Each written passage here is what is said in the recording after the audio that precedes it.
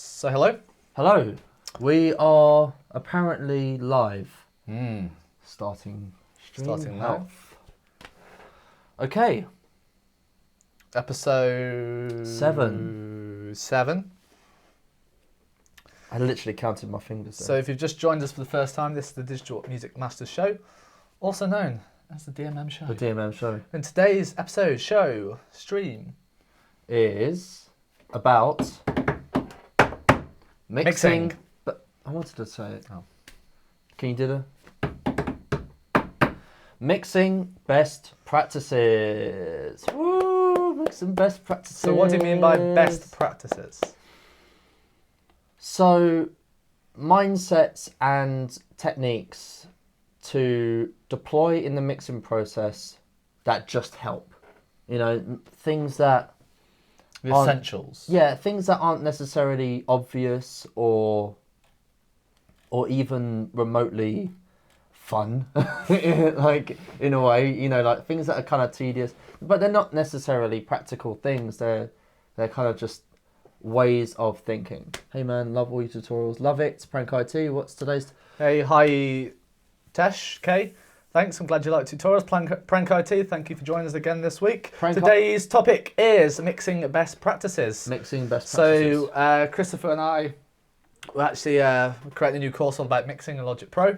And so we've been kind of stripping down the mixing process and thinking what are the essential things that people want to learn. So if you've got any anything you want us to cover in this mixing course, it'd be great to hear some feedback from you.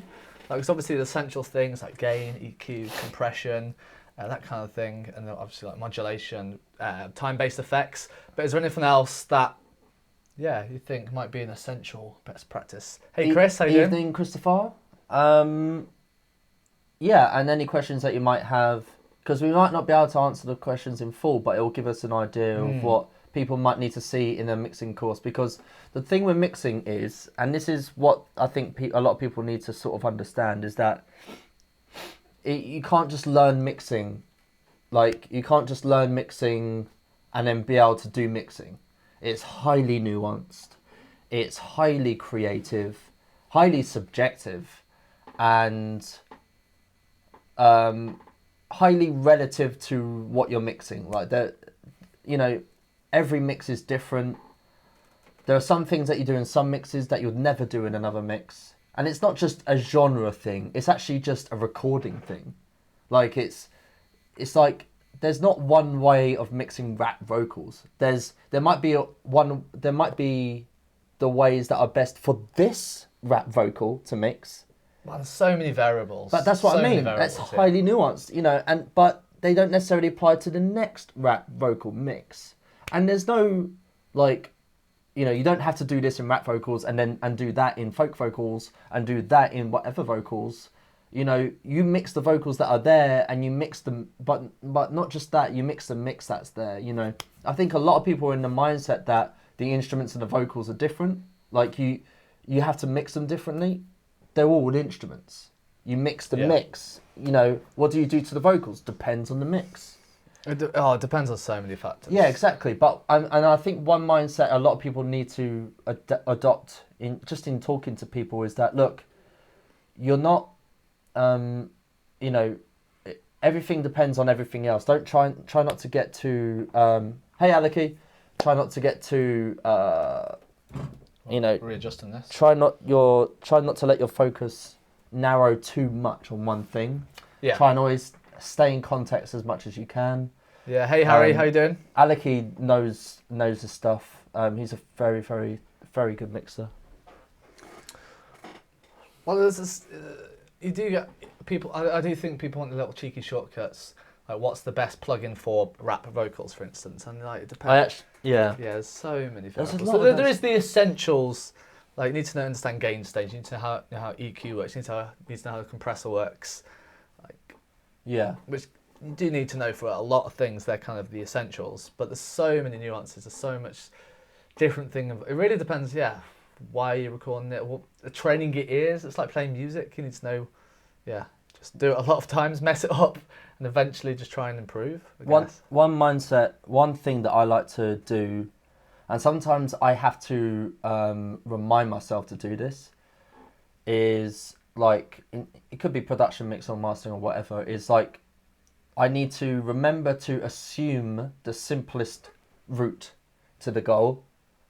You know, not assume that it needs all these complex tricks and techniques. This reminds me of us playing basketball earlier. So we were playing basketball and I was teaching Chris some basketball moves. And you were trying to do all the funky leg stuff. You're trying to put the ball between your legs, do all fancy tricks. I did that a couple of times. And I was just like, no, drive forward to the net and try and score. And you were running around doing all fancy tricks. But really, yeah, what's the quickest way between 2 points? It's a straight line. So. Yeah, no, that's exactly analogous to what I'm talking about. Like, assume the simplest solution, assume the straightest line. Do all the fancy tricks after. Yeah, yeah. Learn the essentials first, but then you can get it done. Yeah. Like, just get it done. Don't, you know, and just try and only like think about the mix that is in front of you, not like other mixes or like how other engineers do it, reference or the tracks. latest technique that you you watched on YouTube. You know, it's not the silver bullet. You know, even though it might feel like that at the moment. At the same time, there are obviously the fundamentals that anyone needs to learn. Yeah. So best practices. I mean, in my own mind, that's kind of a best practice. But like things like gain staging, everyone who I've taught gain staging to, whether that be on a private level or through like YouTube or what have you, they were like, oh my God, I never even thought about gain, or I never even thought about levels before this, and now everything's starting to make sense. This is a really good point. Aleki makes a great point. Know the goal. So like, visualize what it should sound like. You know, actually listen to the material that's there, and go, okay, what do I imagine this sound like? What does good sound like for this? As a mastering engineer, have you ever been given a mix where it's just crazy hot, or it's been limited too much? Yeah. Do you know why I get those? Because of this headroom rule. It's not the 6 dB headroom rule. Backwards. Yeah, like they'll, you know, I read online that I need 6 dB of headroom, so they put a limiter on it at minus 6 dB, and I'm like, oh no, and you know, and then I normally just jump on Skype and say, oh hey, you know, put a gain on it, but then people are like, oh, but it doesn't sound right. I'm like, it's just quieter. Trust me. If you turn up your speakers by the same amount, you'll get to the same sound. Hopefully. Hopefully. What about you, Thomas? What do you think are some like core principles for mixing? But I mix my own. You do mixing more with other people. For me, I only really mix my own stuff. So I see the mixing as part of the arrangement. I see it part of the song creation as well. Well, the good thing is a lot of the people that we're going to be talking to, a lot of the people that we talk to are mixing their own stuff, and that is actually a really difficult part of it. Like, mixing for clients is one thing, but mixing your own stuff is another. And in many ways, it's actually a lot easier to mix client stuff. Yeah. Just mentally, but there are many things that are extremely difficult about it at the same time. You know, like for all of the reasons that are difficult for providing a service. So we've got a question from Damien. When I automate stuff to get a certain sound, I have to delete all automation when it comes to doing the mix because it messes with the volume, and then put it back. Is there a way around this? I don't think I fully understand. So can you turn off the automation or bypass the automation temporarily, I think? Yeah, you can.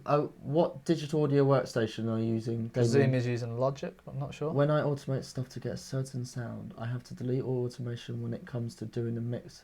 Oh, okay. So he's using the faders. He wants to use the faders rather than the automation. Do you know, the way that I solve this problem isn't the nicest, isn't the most popular way to do it, but I have a. This is why this is another reason I bus everything quite early on. Even if I bus it to its own bus, just so I've got the fader, the post-automation fader. Yeah. Because I don't like automating gain stages. I like automating faders. So I either know it's going to a group bus anyway, or I have its own bus, you know, so that I can adjust that fader, or I just whack a gain stage after, you know, I just whack a gain stage, you know, after the automation if I've automated the gain or something like that. So would you gain stage it all first, get the level sorted, and then add automation? Gain stage first, and then yeah, I mean, Yeah, depending on how I'm gain staging. Yeah, I would gain stage first before the automation. I'd get gain stage is basically the first thing that I would do, personally. So Demeter's logic, yes. So. Yeah. Okay. So yeah, I mean, to be honest, the way that I've been doing these mixes, personally, I do them backwards. So I bus everything first anyway, just because that's kind of the way that I think. I do a lot of that setup process because I kind of know where I'm going already.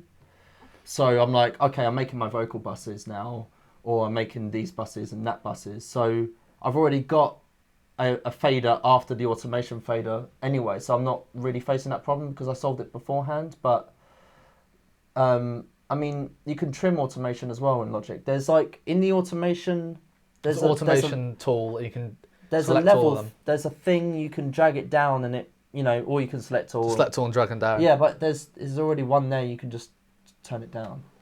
Yeah, there's also live automation. You can just pull it down on the thing. I can't remember what it's called.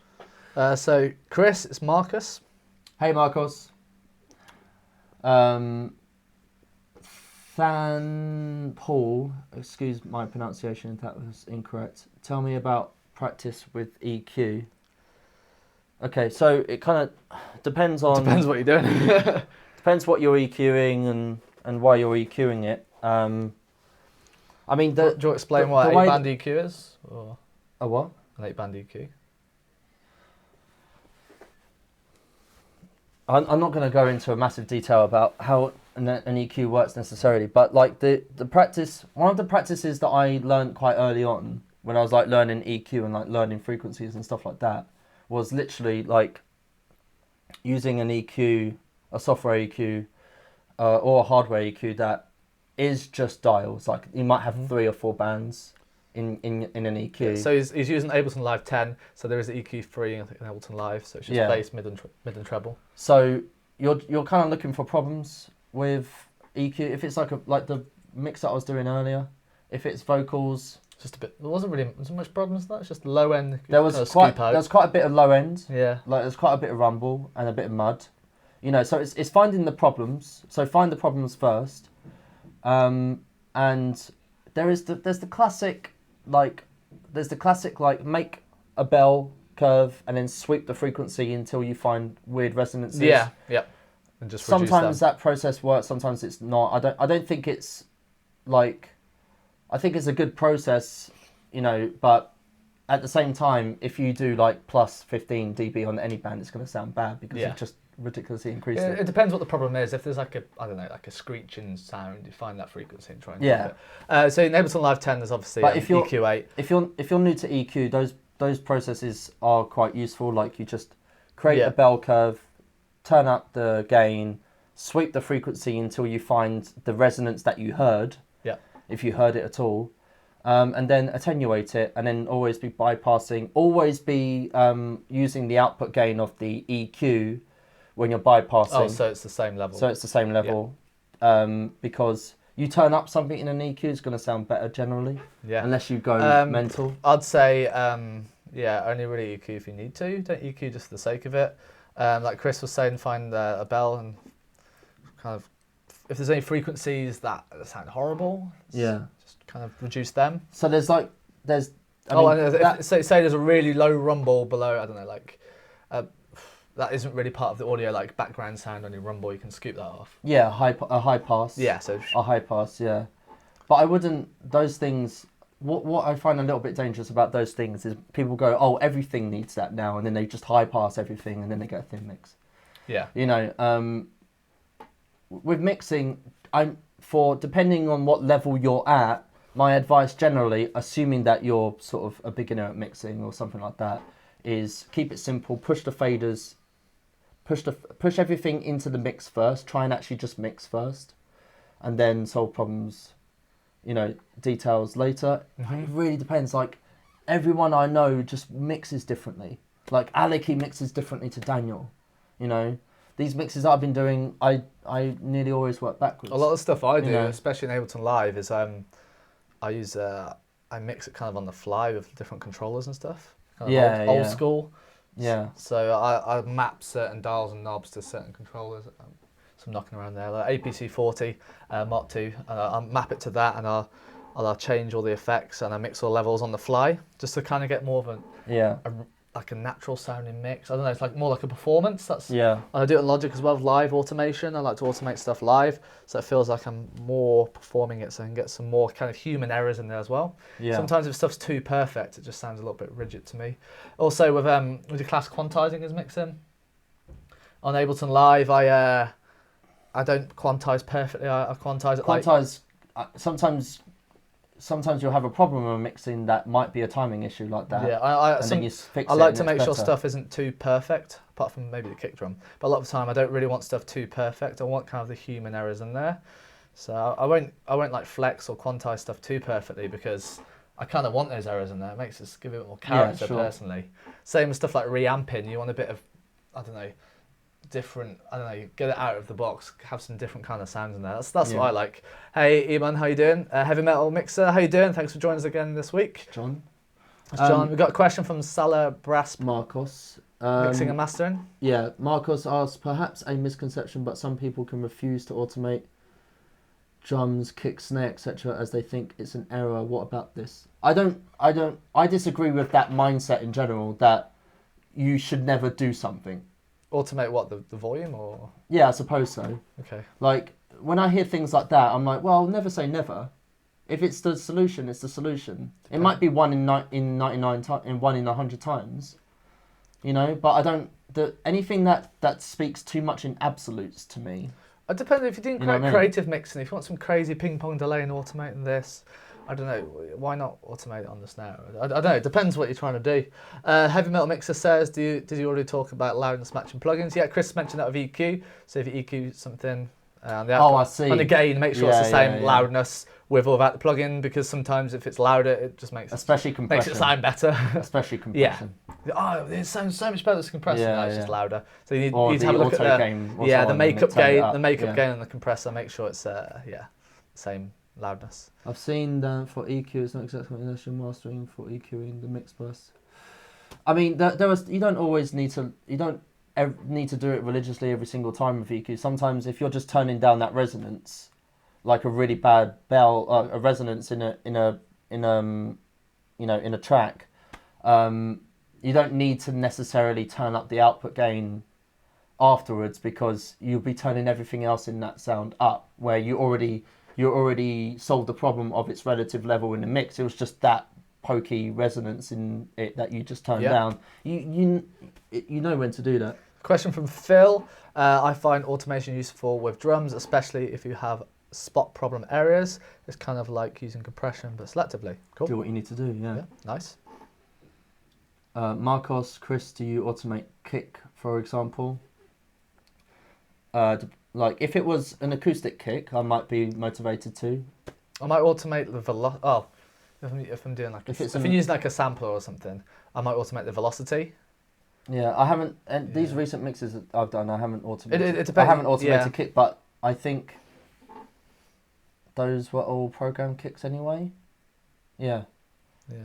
If it was, I don't know, maybe if it was a kick drum and one of the kicks just needed a little bit of lift. Maybe in the chorus you might want a tiny bit low. Maybe, yeah, depends. Maybe. Yeah. Phil says, I find automation useful with drums. Oh, yeah, you read that one. Yeah. Yeah, cool. Hey Phil. Good to see you the other day, man. Okay. Yeah, I mean, even with best practices though, like, sometimes, like an experienced mix engineer knows when it's not always religiously necessary to do that thing. Like, I'm not going to spend, like, if I can solve the problem quickly, or if the problem's just not much of a big problem, or if I'm experienced enough to know the internal workings of the system that I'm using, I'm not going to religiously gain stage every track every single time necessarily. Yeah, I think it's a bit like when I said the stuff I mix is my own tracks.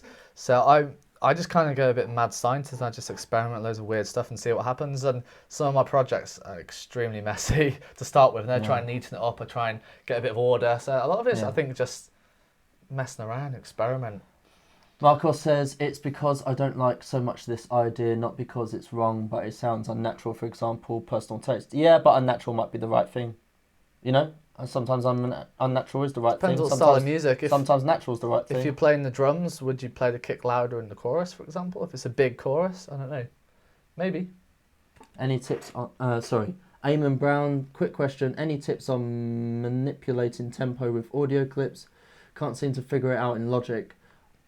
It's like the recorded version stays. Okay, so time stretching. Time stretching audio to locators. Yeah. So get the cycle area, drag it to a certain area, and time stretch the audio to locators there, and it'll snap it in time. Than Paul says, if I use filter for microphone, so I don't need a... If I use a filter for microphone, I don't need a vocal booth, right? Do you mean, no, does it mean like one of these? No, that's not a vocal booth. That's a... reflection filter. To be honest, I'm not that convinced with reflection filters when you're using cardioid like microphones and stuff like that. A bit different, a little bit. It might, make a minimal difference, but what matters more is what's pointing in front of the microphone. What type of filter do you mean? Do you mean like a noise EQ gate or something or like EQ? that? I'm not really sure. Do you I mean, do you mean like something like this? This kind of reflection filter. I don't really know what you mean. well, a filter. There aren't many things inside in post-production or inside or in plugins or inside your computer that are going to help a bad room. You might be able to like... Yeah, it means one of them. You might be able to help with like boxiness or something like that with a bit of EQ, but reflections are reflections. It's hard to take. It's hard to take. So them those out. little vocal booth, portable vocal booth, they do help, but try and if you can just try and find the area where it's not too reverberant. Well, it depends what sound you're after. If you want to do a voiceover, for example, like we do a lot of voiceover work, a lot of tutorials and stuff. We want it pretty dry. We don't really want reverb or echo or anything like that on the tutorials, so we want it kind of dry. So we try and dampen the room out a bit. Yeah. But I don't know. If you're just using, if you want quite a reverberated vocal, then the room's quite reverberated. Yeah, sometimes when I'm like one of the mixes I was doing recently, I was like, oh, I really wish there was a bit of room in this vocal. Yeah. Like it was actually too dead. Like I had to, sometimes. Oh, it means a pop filter. Oh, just absolutely get a pop filter. I mean, sometimes you can. One of these. Yeah. sometimes you can reduce explosions. Depends how far away you're from the mic. Yeah. I mean, one big tip for recording vocals is back off a bit. You don't need the signal going in that hot, and you probably don't need to be that close. Because I think a lot of beginners have a misconception that you need to be up close and you need a hot signal. Back off a bit, and it will solve other problems at the same time, not just the level problem. You know what I mean? Like, just back up a bit, because there's just more space between the microphone and the voice, so you're going to get less issues like this. But absolutely use a pop filter. If you do have a recording that has plosions and stuff in them... Like Peter Piper picked a peck of pickled pepper. Those problems can be tamed with, like, a multi-band compressor on the low end. It's a lot easier just get one of these. Yeah, absolutely, of course. They're like you can get them for like $10 off Amazon. Or like a dynamic EQ You can even like get some tights, like your, I don't know, girlfriends or moms or whatever. Get some tights and over the coat hanger. Yeah, you can always, if you really don't want to spend $10. But no, it does a complete different thing to a vocal booth. But you can get one of these little portable vocal booths if you want. It can help a little bit, but it depends what you want to record. You'll do alright if you have a cardioid microphone and a mattress behind the vocalist, or like something like that. Maybe like I know people that have done like walk-in cupboards, walk-in wardrobes, yeah, clothes hanging up. That stuff works sometimes. Yeah. But work with what you've got. And there's probably we've done some weird experimentation with sorting the room out when travelling. Yeah, we have. Because the room we've was made too it noisy. really difficult for ourselves. Yeah, so at times when we've been travelling and making shotgun content. mics or whatever. Yeah. Yeah. We've got a few more questions. Let's have a look.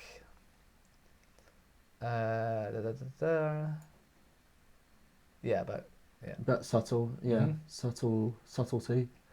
When you said subtleness, then I don't think that's a word. So subtle can be accepted, but the kick normally is linear in force. If you bring it up or down, it sounds very natural. I prefer to leave it without automation. If you prefer to leave it like that, yeah, just leave it like that. Like, John Caro asks, do you use oversampling? No, but my plugins do. Is the answer to that question. TDR Nova does oversampling, and I use that inside TDR Nova because TDR Nova rules. I could probably go one DMM show without saying that, but why would I? So Why I won't. would you? I am not. None of this is endorsed by TDR. Okay, EQ can be used to. Sorry, Marcos says EQ can be used to leave space for more instruments. For example, my favorite part. So you prevent fight between vocals and guitar, for example. It's a good trick to think about. That's a really good point. So sometimes the EQ that you need is on another instrument. Mm-hmm. Like, oh, I'm not, like the vocal, especially, like we get a lot of questions about mixing vocals against 2-track or stereo mixes, which is obviously isn't the ideal thing, but it's a reality for a lot of people. So Would you take sometimes a little sometimes the right EQ for the vocal is actually an EQ on the beat. Okay, we'll just take a little bit out. Take a bit of vocal, carve some space in the frequency spectrum of the beat, to make space for the vocal. I don't know if you've seen any of my kind of like promotional videos of me talking about online courses and stuff, and there's music in the background. Yeah. What I do there is I find the kind of the main frequency of my vocal, and I just dip that down in the backing track. Exactly. Similar kind of thing. Damien says, I have a bass track. You can hear good attack in the first MIDI, and then the next ones sound weaker. I have tried turning up velocity, but still can't get the same attack. Are there other ways that I can fix this? Okay, so if this is a sampler or synth, if different velocity values are triggering that synth, you're going to get different output.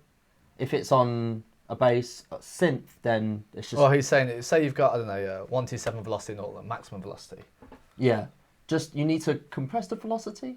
Like, is that the thing? You might need to just draw the same velocity for all of the notes. I would experiment with different software instruments, just to see if it's something on your end or if it's something to do with that instrument. Yeah, try and isolate the problem.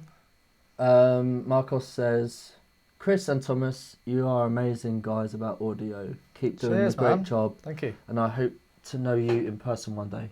Likewise, Marcos. I see you. So, thank you. Than says, do you have a subwoofer and do you need that when you are mixing? I don't think you do. No. I think if you have concerns like that, you need to partner up with a mastering engineer. Because they'll be able to give you... If you've got a decent pair of monitors... If you've got full range monitors, you don't need a subwoofer. If you've got full range monitors and a good room, you don't need a subwoofer. Yeah. If you don't have full range monitors and you need full range, you might need a subwoofer or even 2 subwoofers. Wow. Because of stereo reasons, which I'm not going to get into right now. So Sculptor, so what Sculptor does, because it emulates... Exactly, so it's Damien, Sculpture, so you're saying that you're having problems with the velocities. It emulates different hitting instruments or plucks. Because when you pluck a lower string, for example, on the piano, it resonates longer than a higher string. And the thing with Sculpture is there's so many random variables in there. Yeah, because if you're plucking it and it's lower, it tries to emulate, a lot of time it tries to emulate like a piano. So you have to really go in there and dive deep. Just draw the same velocity for all those MIDI notes. If you've got my Logic Pro course, the complete one, I do have a lecture on Sculpture. But off the top of my head, I can't really give you an answer about seeing it really. Chris Pavey says room first over sub. Yeah, because a bad room, you will notice it in the bass. Like you might put a sub in there and you just have holes in your bottom end. You have massive peaks in the it's horrible. When it's wrong, it's not good because think a bad room is like a weird EQ preset on your ears or in your speakers. Mm-hmm. Like one with peaks and knolls like that. Imagine that. That's what a bad room does to your monitoring. You know, this is the EQ. It's like. Whoosh, whoosh, whoosh, whoosh. Marcos says, "Hey guys, for the future, I'm thinking about one upgrade from KRK Rocket RPG to 8 for vocal alpha." I mean, I don't know. I've heard vocal alphas. No, I've heard some vocal stuff, but don't think I've heard the alpha 50s. Oh, I've used a few focal speakers. But focals are great. Yeah. Like, and pricey. to be honest, nice. I have it on good authority that they are great, but do your due diligence to make sure that they are the right thing for you, and don't skip the things like room. I can't remember the exact model of focal. I've done a few different mixes with focal speakers in studios in the past, and I really like them. Studios with great rooms. Well, as well, obviously they've got great rooms as well. But yeah, I personally, I'm not sure that exact model. I'm not sure the model I use, but I've used a few different focals. I like focal. I think they make great speakers. Picture Yadif. Can you guys suggest the monitor speaker for beginner, please? It actually depends on your budget. I could throw lots of different ones at you, but I don't know. Maybe the Yamahas. Maybe the Yamaha like HS or HS5 that's what Damien's saying. Like yeah. H7S. John Caro asked, do you use the turn down the master to check levels and the mid-range technique? When mastering, I will turn down my monitoring because I have that fixed monitoring level, but I have the option to turn it down and go back up to my level. My level is 0 that I've calibrated 0 at, like top at 2, if that makes sense. Yep. And then I'll go down, I'll do a dim of like -12 or something like that to listen to what it sounds like at that point. Listening at a lower volume just has benefits in general. I don't think of it like, oh, it's because of this, because of this, because of this. It just, you want to know what it sounds like. I think having the fixed monitor level is important because we have a tendency, or I definitely do, is just to turn up louder, louder, and louder, and you get ear fatigue and you're just chasing the kind of loudness. Yeah, I mean, one thing I love about fixed monitoring level is I never ever get ear fatigue because that's my I fix my monitoring level to my listening level. So it's never too loud. And I never let it get too loud because my level is set. So I'm like, oh, I just turn down like the master itself, you know? I never let it happen. Marcos says, I read one site insinuating that Alpha 50 is better than Alpha 80. And that's very cool. It's amazing. I'm thinking about the replacement about my KLKs. They're okay, but I feel like I need something better. So that way, I don't know. If that I don't what know, everyone's saying, I don't know. I have used focal. They are very good. I don't know what the difference between the 50 and the 80 are. I presume the 80s... Is it a larger cone, maybe? More watts? 80 watts? 50 watts? I don't know. I thought it might be like a larger cone. I'm not too sure. Presume the 80's bigger. Do you need foam acoustic on the ceiling? Can I see that?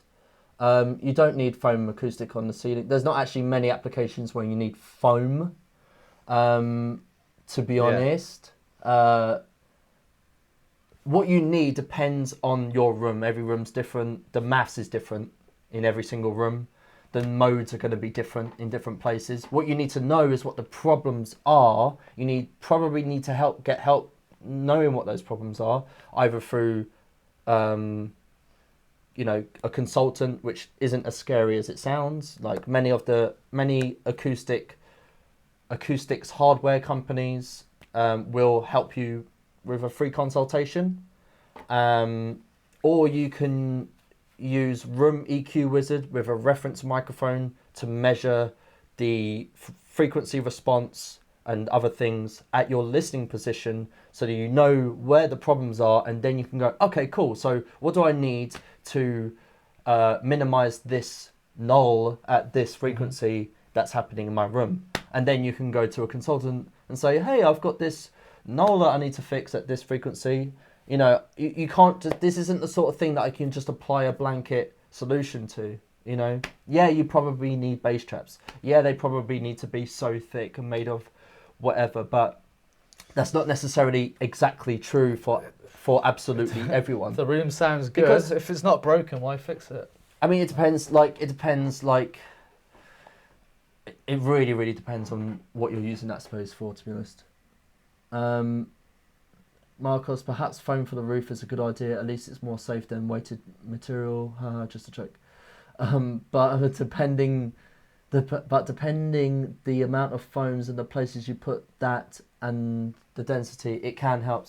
I'm sure maybe it can help depending. Like that thing might be exactly what you need. It might be the final piece in the puzzle because that wall is made of that, and those reflections are impairing the frequency response at the listening position in this way. Sure, I'm not there. I don't know. I'm not in the room. I'm not measuring it. It could be exactly the solution. I can't be absolute about that. But it's a lot easier to solve the problem when you know what the problem is. You know. Anything else to add to mixing and best practices? Have you got any more questions? Type them in. Anything that you would like to see in mixing content as well, specifically? Yeah, because we are currently making a course all about mixing in Logic Pro 10. So is there anything that you'd like to know in a lecture? And we'll try and add it to the course if we can. Question from John. Yeah, question from John. Do you usually compress lead vocals until you hear every syllable, or do you prefer to leave more dynamics? My mindset with these things is just solve the problems that are there and try not to go too much further. Like when I was mixing Peter's vocals the other day, you know, like I was just bringing down with a compressor. I was just bringing down the bits that were just too loud. Simple as that. Could have done that with automation. I could have done that loads of other different ways, but I like using compressors. Damien says, if all else fails, put a couple of hammer holes for a wall so the sound gets out. Lol. Okay. Lol. Flan, female vocal. We have got some tracks of female vocals. We could possibly document that. If you want to know about recording, we cover that in the vocal recording course, but mixing female vocal, yeah, take that on board. Yeah, I mean, it's kind of the same principle. Recording, mixing vocals. I don't really see how you'd mix. Depends on the vocals. It's not. Yeah. There's not, in my opinion, it's not like, oh, this is a female vocal, so I must use the female vocal. There is one of the presets on the de-esser in Logic Pro. There's female de-esser. Yeah, I know. Yeah. So. We don't talk about that, do we? I'm joking. Don't talk about the presets. But I don't think it's the way to do it by going, oh, this is the way that you do female vocals, or this is the way that you do female rap vocals, this is the way that you do male folk vocals, this is the way that you do that, this is the way that you do these vocals because these vocals have these problems. That's the way to do it, and you just do it, and you do it by, you listen, you mix, you find the problems, you solve them, and you complete the mix. You know, you get to the goal. But again, like Aleki said before, you got to know the goal. Yeah. You got to know what you're trying to achieve. I know that. Marco says, I know that Cakewalk by BandLab is wow, amazing. Cool. I haven't used a Cakewalk product in donkeys. Years, that is, many years. Donkey's ears, years. Donkey's ears. Sorry, that was English Cockney rhyming slang. Yeah. I haven't know that in donkeys. Yeah, so bit tired. It's actually sunny in England. Yeah, been out and about. We've been out and about, and break from doing some filming. Yeah, and what did we do? What did we do today? Oh, we went to the office. Yeah. Saw some workshops, and then we came back. Filmed some lectures. I filmed some lectures today about compressing vocals. And played basketball. And then, I did enough of those for us to treat ourselves to a bit of basketball. Yeah, trying to teach Chris basketball. I appreciate that. And I appreciate it, man. You are actually teaching me. He's teaching me to be more aggressive in my basketball style. So we did a bit of that. I think you before you were just after the fancy tricks. You were just after like knowing all the spins and the like through the legs. When really it's just knowing the basics of like layups and shooting. But anyway. And then we had the call. With the call, then we hopped on this. Yeah, but anyway, back to the music stuff. Marcos says, right or wrong is very subjective. Perhaps the automation in Kick is okay, but perhaps not. Depends the taste and the good sense of good things. If it's hurting, it's not pleasant, you have to stop. So, yeah, it depends who you're doing it for as well. If you're doing it for a client, know the client. Know what they like. Get an idea from them. Sometimes get a reference track for them. So, do you have a rough mix? Do you have a rough mix? Because what sort of, what do you want to achieve from this? Probe into what they're expecting, because it's no good. You might think that this mix is amazing and it's objective. All the things are in the right place and it's a polished mix, and then they go, oh, that's not.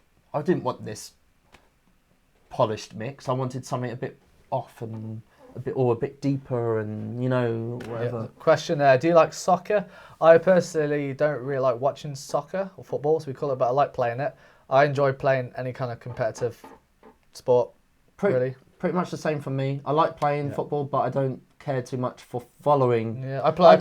I do like to watch a football match sometimes, but what I can't be doing is like keeping up with what I don't know, Man City's manager said recently and how Mourinho reacted. I do that with something like that. I do that with a few sports, but not with football. But I play football once a week. I kind of like, contact sports or kind of any kind of team sports. It's always good fun. Yeah. Sam Paul says, I heard one advice from a lot of people. Everyone has a different ear, so how I know I just did some mistake? Well, it depends who thinks it's a mistake. Who says it's a mistake? Is it the client? Is it a friend? Someone's mistake might be someone else's nice weird quirk that they love about that music. Yeah. There's there's a piano player from Leeds, an improviser called Matthew Bourne, and so he jumps on the piano and kind of improvises concerts, records improvised music. And I remember he said to me, this lecture of his I went to, he was like, if you make a mistake, just play it again, and people won't think it's a mistake. Yeah, mistakes are actually, because if he plays like, I don't know, what you might consider a wrong note, just keep on playing it, and then it won't be wrong. People think it's part of the motive. If no one ever did anything wrong, then music wouldn't evolve so much, Yeah. Some of the best ideas come from making mistakes. Yeah. Just kind of screwing it up and just messing around and calibrating from that. My friend Gerald said, what did he say? He said music is supposed to have flaws in it, He said, when he said... Yeah, it's like why a lot of time I like reamping and that kind of recording found sounds, because it just sounds a little bit weird and unnatural. And it doesn't quite sound right, and sometimes I don't like it, I was saying before, I don't like it perfectly quantized. I don't want stuff too perfect. You want a bit of roughness, you want a bit of edge, really, I think. Sometimes it's too shiny. Sometimes wrong is right and right is wrong in art. What is technically right is artistically wrong, or what is artistically... lost. Okay, so Marcos says, but this subjective is about the mixer too. The same mixer is not the same when the time passes. After hours, the perception can change. About the kick, I don't know. I don't think it's wrong. I just like, yeah. I'm not going to disagree with any of that. Thank you, Than. It's been a pleasure to have you on. Cool, yeah. If you've got any more questions, drop them. We are doing these weekly calls every Wednesday at 7 p.m. English time. UK time. British time. British time. Probably get a copyright strike now. Yeah, no copyright strikes. That's why there's no ambient background music unless we use royalty-free music or put our own music on, which we could do.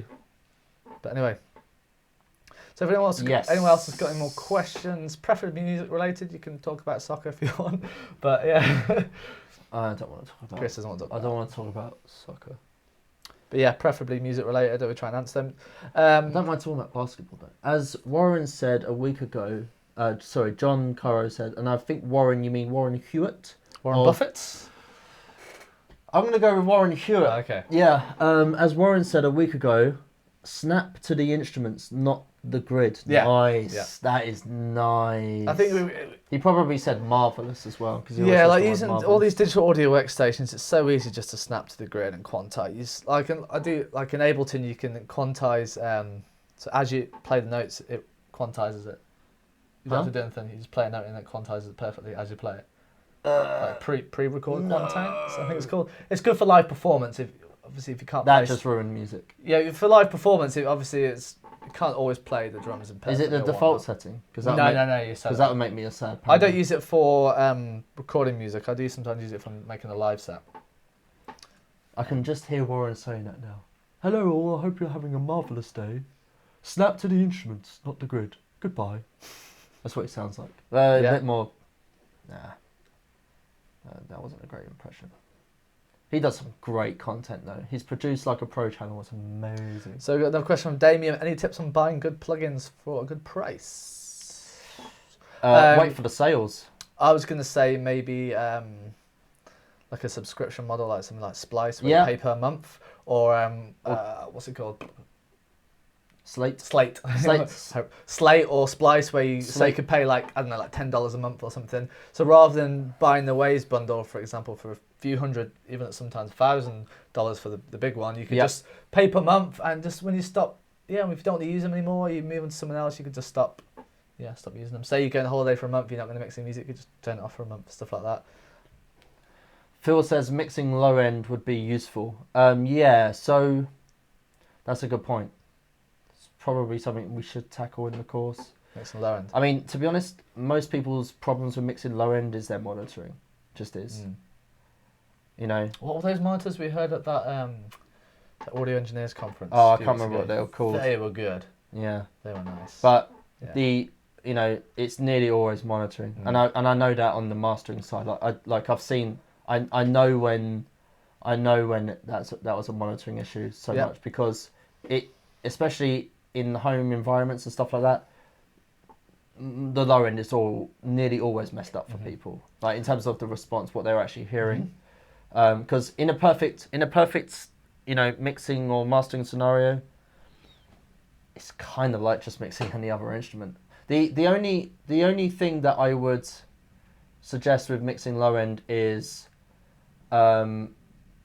make sure that you're mixing the right sounds, because if the bass and kick just aren't tuned and they're supposed to work together and they're supposed to complement each other, you're not going to have a good low end in your mix. You're going to need to tune something or what have you, because especially at larger wavelengths like those phase issues will become way more apparent and it just won't translate. So if it's not mixing, you might need to just move phase of the kick or something like that, or of the bass, or you might even need to replace a sample or something like that. And worst case scenarios, you have sidechain and stuff like that. But mixing low end is generally where it's difficult is because things like phase, or just generally tuning of those instruments, the relative tuning of those instruments, as well as monitoring. So John responds to Damien's comment about any tips for buying good plugins for a good price. Yes. If you want Waves, wait for sales. Yeah, I know Waves have the get on the newsletter. They have like the Black Friday sale and stuff like that. Oh, they have a sale every month. But yeah, if you get the newsletter, if you join their email list or whatever, I get sent their offers quite a lot. I really like Waves plugins. They're pretty awesome. If you don't, I recommend Tokyo Dawn Labs. Klanghelm and Air Windows. Air Windows. They're all good plugins. Voxengo do some great plugins for free and cheap. Who else do good plugins? Depends what you... is this for... My general... It's a synth, or is I presume just normal I think for audio plugins. Because we're talking mixing, I'm thinking maybe effects. Like, don't assume though that the stock ones that you have are bad in any way. Cause they're more often than not, they are the right tools for the job. Yeah. An EQ, a digital EQ is a digital EQ for the most part, apart from 2D Nova. It just is. Oh yeah. Okay, I'm going too fast now. A great trick, Marcos says, a great trick in my opinion is to hear the final mix in low volume to analyze something that's too much, perhaps. Good call. He also goes on to say, people, cakewalk stop plugs are amazing. Take note. Okay. Aleki says, soft tube saturation, free and endlessly useful. Really good plug in that. It's just one dial saturation. A bit like Waves One Knob, kind of. Yeah, kind of it's just saturation, and you can have Wave One. Bias. If you're quite new to mixing, Wave One Knob can be good fun if you just want a really quick, easy solution. But I recommend kind of diving in and learning how the plugins work and learning how to use the stock plugins first before you move on to third-party ones. Yeah. So especially if you're using Logic Pro, for example, there's some great plugins there. Like the compressor in Logic's awesome. Yeah, it really is. It really is. And there's so many different flavors. Just in if you ask yourself, let's use the example of compression. Ask yourself, do I know what every single dial in my compressor does? If the answer is no, don't buy new compressors. If the answer is yes, and you know for sure that you've definitely explored all of them and that you are limited to what you have, or you feel limited, then go on to do stuff. But be real with yourself. There is certain stuff like, I don't know, if you want a wavetable synth, like Siren's pretty awesome. Well, Ableton Live 10 you do get a wavetable synth. That's a whole different argument. But that's a different... Because that's like, you know, that's the difference between one actual instrument to another. Like, you know, you can't make a guitar for example, sound like a piano. You know what I mean? Contact by Native Instruments, some of their sample packs are awesome, really, really good. However, if you're talking about like EQ and compressors, definitely learn how to use the stock ones. Yeah. Like the ones we're doing at the moment for this Logic course is the stock ones. Stock plugins, because you need to learn the basics before. John Caro says, "Oh yeah, I forgot about Vala. Yeah, really good reverb plugins, Vala. Great space plugins. Yep. All right, cool. So, any more questions, guys? Yeah, if you've got any more questions, doesn't have to be about mixing, but yeah, it could be about not anything. Salsa dancing, no. If you've got anything about music production related, drop it now. If not, we're going to head off in a minute. But yeah, thank you for everyone joining us for episode 7, Mixing Best Practices. Can't believe we've done 7 now, Thomas. 7, yeah. 7 weeks on the trot. I mean, 7 DMM shows. Yeah.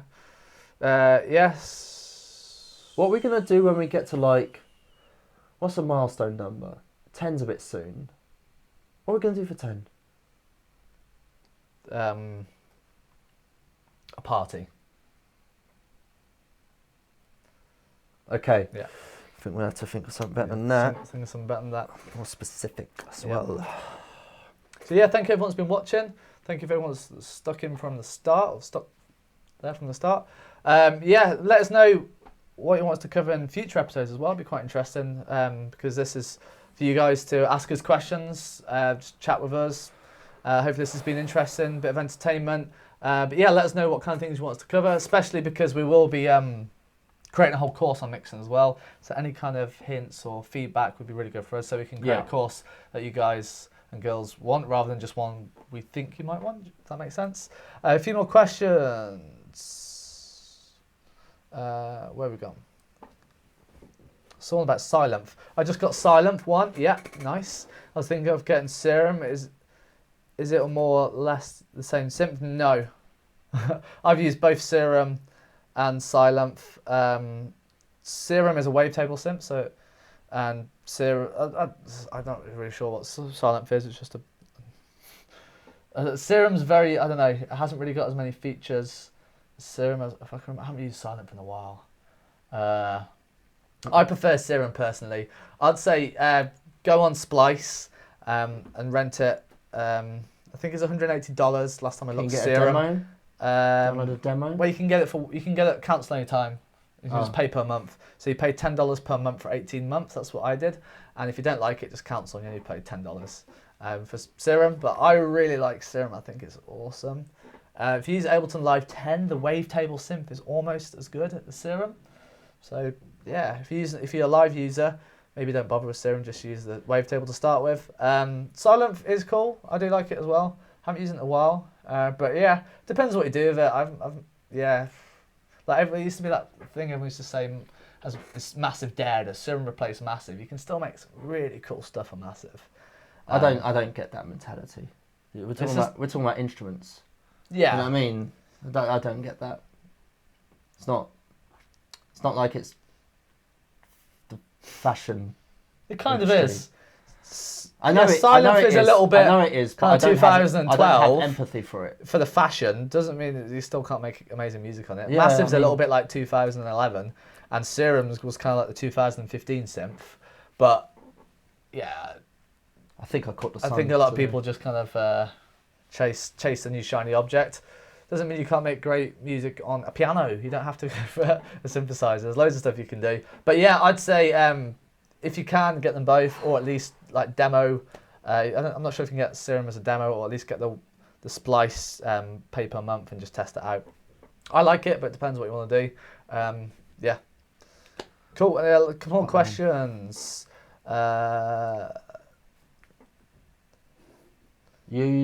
Marcos says, use J37 for saturation in the master fader is a good thing to do in my opinion. Low input and maximum output with saturation. Okay, cool. John Caro says, how expensive are monitors for mastering compared to monitors for mixing? Well, ideally, I don't buy. Everyone ideally would be using the best monitoring the out most there. expensive one possible. You know, it's the goal with monitoring is truth. You know, is transparency. The goal with monitoring is to hear what is supposed to be heard and not an EQ'd version of what. Yeah. But generally, and not an EQ'd, not a you don't want any colour distorted on it. reality, Yeah, a distorted version of what. You want it to was sound originally exactly the there. same as what it is. Yeah, you know, because the better your monitoring and the better your room is, which is your monitoring as well, the easier it is for you to be able to find problems and for translation to happen as well. You know, ideally, I don't think mixing monitors are different to mastering monitors and vice versa. Monitors and monitor, right? A good monitoring is just the truest representation of what is. I would say that the same with anything really. The more you spend, the better you get generally. Yeah. Yeah, absolutely. So you're not going to really get an amazing pair of monitors for £50. No, you're not. No, you're not.